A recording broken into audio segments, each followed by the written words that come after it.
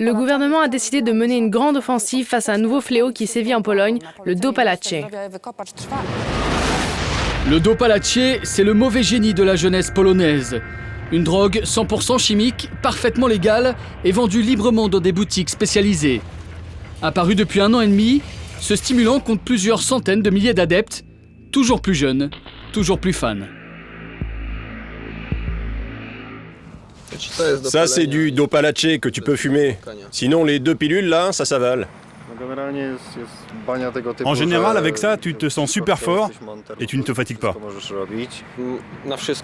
Ouais, tu peux marcher toute une journée. Tu n'as même plus besoin de dormir.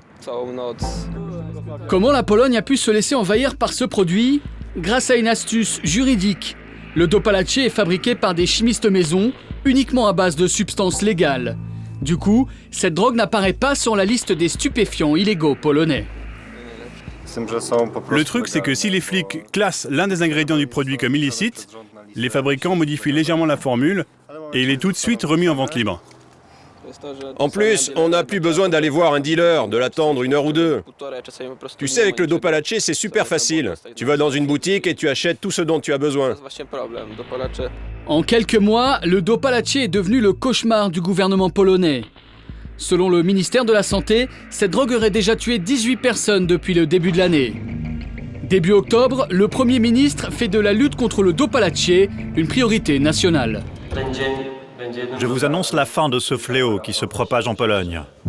Nous allons résoudre ce problème et nous sommes décidés à utiliser la manière forte pour en venir à bout. Quelques jours après son discours, le Premier ministre mobilise 3000 policiers dans tout le pays.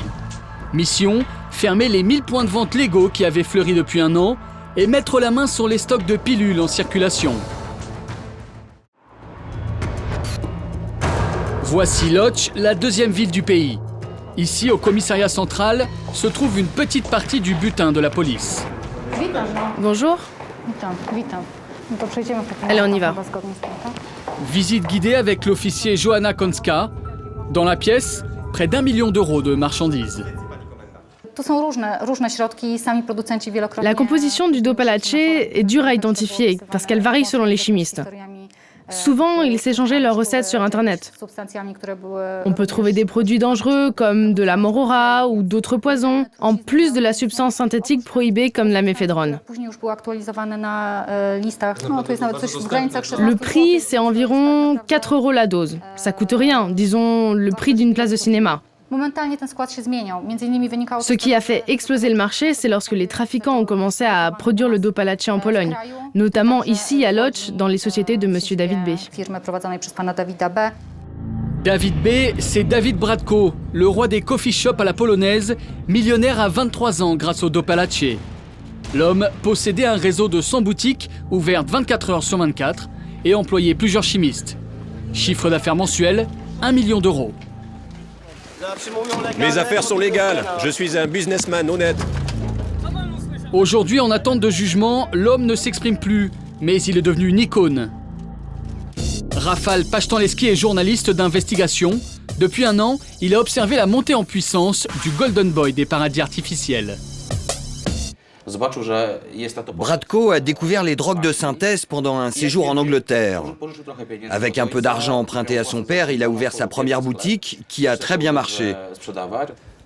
Le système de distribution mis en place par Bratko était génial car il ne s'est pas contenté de couvrir les grandes villes, il s'est aussi implanté dans les zones rurales. Au total, dans ce business, il y a une centaine de jeunes d'une vingtaine d'années. Eux ont fait des millions. Pour le reste des vendeurs, ils gagnent très correctement leur vie, beaucoup plus que leurs parents par exemple. Eux n'ont jamais trempé dans le business des amphétamines ou de l'héroïne comme la génération des années 90. Eux, c'est le dopalacie, la drogue du XXIe siècle. Selon les autorités, le business du dopalacie rapporterait plusieurs dizaines de millions d'euros par an, plus que le commerce de la vodka. De quoi créer une génération de baby-dealers, des jeunes Polonais qui ne connaissaient rien aux drogues, comme Marcus, la vingtaine, un ancien concepteur de jeux vidéo, attiré par l'appât du gain facile. Ça, c'est un produit qui s'appelle Valkyrie. Ça remplace la coke ou l'amphétamine. Lui possédait 13 boutiques, Son salaire mensuel, près de 50 000 € net.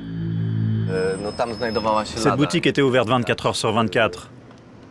Là-bas au fond, on voit encore le comptoir où l'on vendait la marchandise. Aujourd'hui, tous ces points de vente sont fermés, mais le business continue.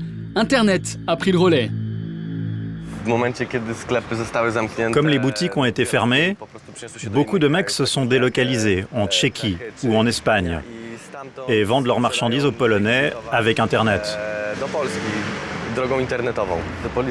Les flics ne maîtrisent pas la toile et de toute façon, ils ne peuvent pas tout surveiller. Quand le dopalacze est devenu à la mode en Pologne, je connais beaucoup de jeunes qui ont décidé d'investir dans ce business. Le capital de départ est petit et les bénéfices sont importants très rapidement. C'est un peu comme le business des kebabs, facile à organiser et à gérer. Facile à gérer, mais pas sans conséquences. Même dans les campagnes, le dopalacze fait des ravages. Voici le centre d'accueil Monar à Ostrołęka. Ici, la pilule du bonheur n'a pas fonctionné. Depuis le début de l'année, 23 adolescents ont été intoxiqués par le produit. Tous sont atteints de troubles du comportement. J'ai commencé à prendre du dopalacze parce que j'avais beaucoup de travail. Et physiquement, je n'arrivais pas à faire face. Ce qui m'a plu au départ, c'est qu'en 4 mois, j'ai perdu près de 30 kilos. Le problème, c'est que j'avais besoin d'en prendre de plus en plus. Après, je me suis posé des questions parce que je commençais à avoir des douleurs musculaires ou des réactions bizarres. Je pensais que des gens me suivaient, j'entendais des bruits suspects et j'ai eu des graves troubles psychiques. Moi, par exemple, j'ai terminé à l'hôpital psychiatrique parce que je voulais tuer le compagnon de ma mère avec un couteau. Et au final, je me suis blessé moi-même. Le dopalacze est la drogue la moins chère. On ne savait pas ce qu'il y avait dedans, mais à l'époque, on s'en foutait. Nous, tout ce qu'on voulait, c'est se sentir bien, planer un peu. Avec la fermeture des boutiques de dopalacze, le gouvernement a promis une nouvelle loi plus restrictive. Les vendeurs de pilules, eux, ont basculé dans la clandestinité et écoulent les stocks par Internet, au risque de transformer la Pologne en nouvelle plaque tournante des drogues de synthèse.